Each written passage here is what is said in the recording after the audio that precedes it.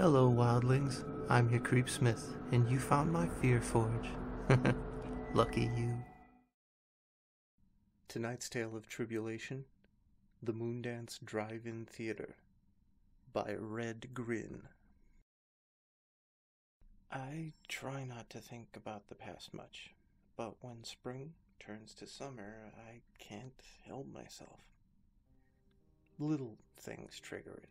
The scent of suntan lotion, buzzing mosquitoes, a cool breeze after a blistering day. And then I'm right back. I'm 12 years old, lying in the grass, overlooking the Moondance Drive-In Theater. This was 1993. I was an adopted kid with few friends in a quiet Midwestern town. My adoptive father got transferred around a lot, and we were on our 5th home in 8 years. Eventually, I really quit trying with other kids. It was just easier that way. Moving towns was hard enough, but when the other kids found out that I was adopted, oh, they were merciless. I was adopted when I was 4 years old, and I didn't know much about my own history. Only that I lived in an orphanage the first few years of my life. My real parents were a mystery to me. My adoptive parents were hesitant to speak of them. My classmates were always more than willing to fill in the blanks. Told me I was abandoned because I was evil, that I was my adoptive father's love child, that I wasn't a real son. But in that particular summer, I was okay. I had my headphones and my sketchbook, and I had the Moondance Drive-In. And that was really all I needed. The theater was a short walk from my house. I only had to crisscross through some yards, hike up a small hill, and I was overlooking the outdoor theater through a cluster of trees. I couldn't see the films themselves. The place I chose was facing the back of the screen, but I was just inside range of the theater's FM station. I turned my Walkman to the correct frequency, and the soundtrack piped in. Now, only having the sound of the movie made the experience more memorable. I'd lay back, listen to the story unfold, and sketch what I imagined on the screen with my notebook. Every now and then I'd sit up, gaze into the small valley below, and take it all in. Hundreds of cars lined up in rows, mattresses in pickup truck beds, kids playing frisbee in a grassy patch off to the side. The aroma of buttery popcorn sometimes wafted up my way, and my stomach always rumbled, but I never went down there. I never actually saw the movies. I wasn't supposed to be there, and there was the chance that I'd be caught. My adoptive mother was very strict. If she knew that I'd sneaked out after dark, there's no telling what she would do. For as long as I knew her, my mother was cold and distant.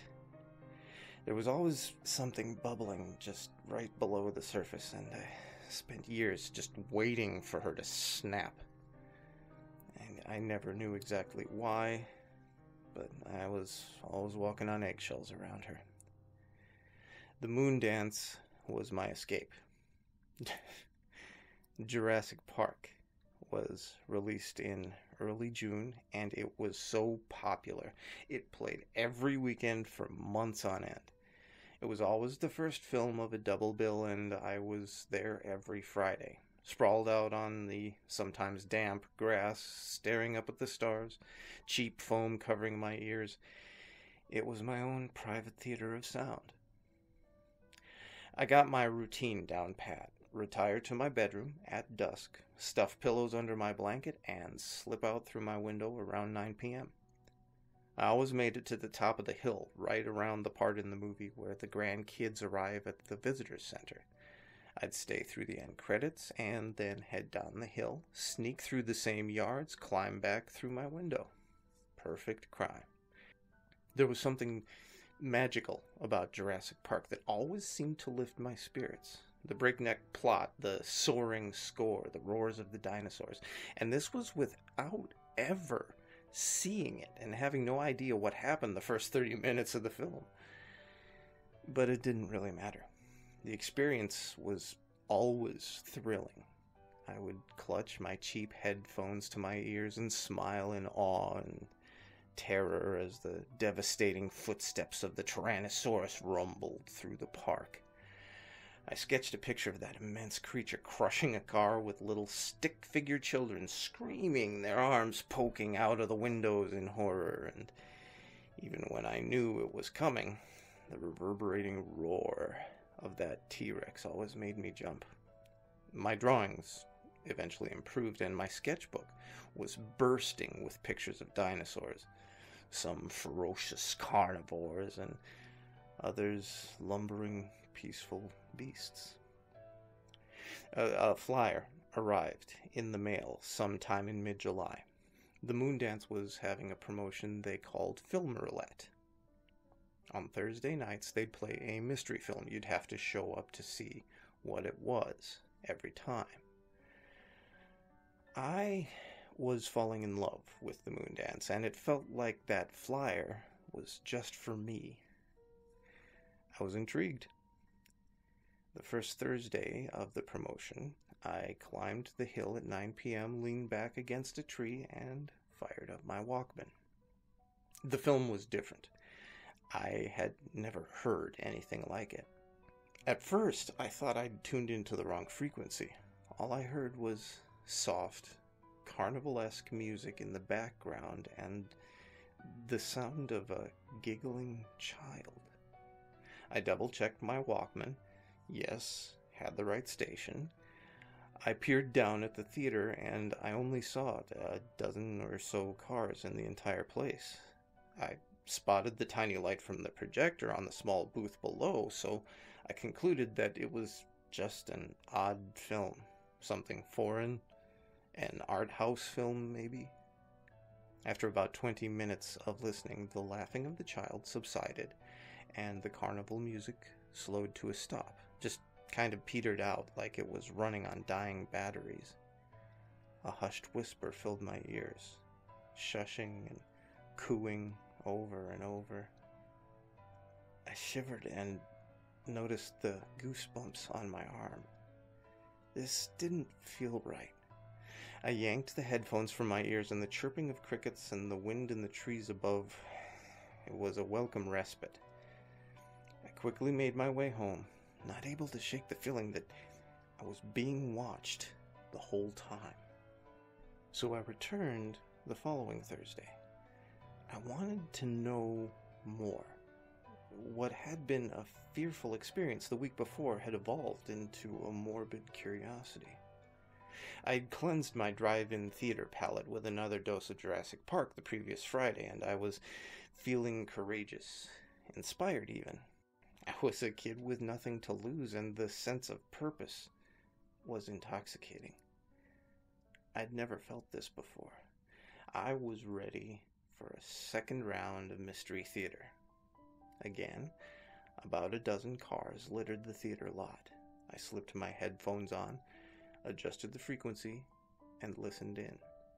The signal seemed to have weakened. The film was interrupted by mild bouts of static. A steady hiss was present under the soundtrack. I had to really focus hard to hear anything, and when I finally heard it, my stomach dropped a bit. It sounded like a child sleeping. I heard the slightly labored but gentle snoring, and behind it was that carnival theme. The music was light and was moving at a snail's pace as if it was playing in slow motion. The voice kicked in after a few minutes. "Daniel," said the voice, over and over. "Daniel?" It was soft but gleeful. I couldn't take much of this. My newfound courage was evaporating quickly, and this time I ran home, not looking back. I took a few weeks off from the Moondance. No Jurassic Park, certainly no Mystery Theater, but soon I found that without the drive-in, I really didn't have much. I had no friends. My father worked a lot, and the times I spent with my mother felt tortured. I had little to look forward to, and without the drive-in theater, I truly felt little joy. And again, that sense of nagging returned. Purpose filled me again. Just what was that mystery film? And who was Daniel? I tried to piece it together, and being alone most of the time led me to think that I was the only kid in the world, that everything around me was about me. I drew a carnival scene in the sketchbook, and below it, I sketched a tunnel that seemed to stretch forever. A child lay in that tunnel, and a voice bubble trickled in from the darkness behind him. Daniel, it read. And I believed I was meant to see the mystery film, that it was somehow about me in some form. Maybe I was found cowering in a sewer, maybe that's where I came from. My adoptive parents had never told me. Maybe I was Daniel. I returned to the Moondance drive-in one more time on a Thursday night. I traveled light, no sketchbook, in case I needed to escape in a hurry. Armed only with my Walkman, I climbed the hill in the cover of darkness. I overlooked the theater yet again, and I spotted the small light of the projector and the scattered cars in the gravelly lot. So I leaned against a tree, slipped on my headphones, and spun the Walkman dial. It was exactly what I'd heard the last time. The hiss, the static, the slowed-down carnival theme, a sleeping child, and a voice whispering Daniel over and over. I stayed strong. As much as I wanted to rip off my headphones, I didn't do it. I shut my eyes instead and listened intently. The whispering voice seemed to get closer and closer. I covered the foam pads with my hands, and the whispering got louder. Everything intensified. The static, the hissing, the music, the whispering, the soft snoring, they all merged together as if forming one giant sound that would smack me in the head and knock me off my feet. The noises crescendoed, and then zap! They went dead. Silence. And then a terrible, awful voice filled the headphones. "Run to your mother," it snarled. At that same moment, a hand clutched me on the shoulder, and I screamed absolute bloody murder. I whirled around and was face to face with my father. I whipped the headphones off my ears, and I completely broke down. Crying and shaking, I fell into his arms, and he practically carried me home. I was in near hysterics the whole way. When I finally got it together back at the house, we had a family meeting. As I wiped away tears with tissues, my father explained the horror they felt when they realized that they'd felt when they realized I was gone. He found my sketchbook in my bedroom and flipped through my drawings of dinosaurs. My father had a hunch of where I was. Somehow he had known it in his gut, he said. Couldn't believe he'd found me. So I told my story, starting at the beginning. Explained how for weeks I had been sneaking off to experience Jurassic Park, how that had led to the Thursday night mystery theater showings. My father listened and nodded, and from him I felt empathy and understanding. My mother, well, she silently seethed. I explained the strange films of recent weeks. I began with the carnival music and the child giggling, and my father's lips pursed. My mother's eyes widened a bit, and then she looked away. When I said the name Daniel, my father's eyes shifted in surprise. They darted to my mother, and she began to shake. And the last thing I heard was, "Run to your mother," I said. My father raised his head in shock. Mother turned her head towards me, and her eyes filled with rage. "I knew it!" she screamed. She lunged towards me, reaching and stretching and clawing, and my father leaped up and bear-hugged her as she violently thrashed about. "You know something! Where's my boy? Where's my little boy? Tell me what you know! Why haven't you told me?" The police were called. The rest of the night was a giant blur of confusion, but I did learn a few things. I learned that when I was adopted, my adoptive parents had a 6-month-old boy of their own. Of course, he was named Daniel. We slept in the same room. Daniel had a mobile above his crib. He loved to reach and grab for the colorful animals that hung above his head. The mobile had a wind-up music box. When wound, it played a carnival theme. One night, Daniel disappeared from his crib, just vanished without a trace. I have no memory of anything about that incident. Zero, nothing. My mother claimed she awoke in the middle of the night and heard a terrible, wretched voice down the hall growl, "Run to your mother." And then I entered my parents' room, half asleep. When they took me back to the bedroom, Daniel was gone. No trace of him was ever found, and the pain was just too much for my mother. She never spoke of him, didn't hang any pictures on the wall, threw out everything of his, including the mobile. We never stayed in one place for too long. If we settled, my mother started to feel the itch for Daniel, so we kept moving on.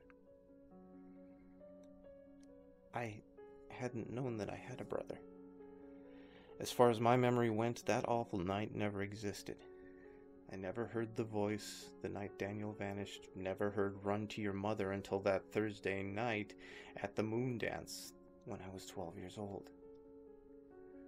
I did my best to explain it to people. My parents, the police, detectives from our old state, a psychiatrist. My mother doesn't believe me. I'm sure of it. I'm older now. I'm into my mid-30s. I keep in touch with Dad. Mother, not so much. Eventually, they split. Everything was just too much for them. Like I said, I try not to think about the past. I do own a copy of Jurassic Park. Against all odds, it still brings me joy. And I always start the film 30 minutes in. For some reason, not knowing exactly how the movie begins brings me a small amount of comfort. Like we can all have fresh beginnings. That the beginning can be as beautiful as we can imagine it to be. But when spring turns to summer, that's when I can't help but relive everything.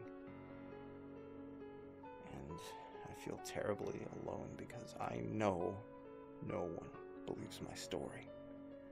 Not my adopted father, not anyone. When I initially told a policeman about the Thursday night mystery film showings all those years ago, he looked at me quizzically. He made a few calls, came back and told me, "Son, the Moondance drive-in theater is closed on Thursday nights." I went to my room, tried to find the flyer, tore the room apart looking for it. But it was gone. So what if your curiosity and the effort put into finding answers leads you to those answers, but you're still just as clueless as when you started? That's not just scary. That's downright mean. Stay scary, wildlings, and make the most of your nights.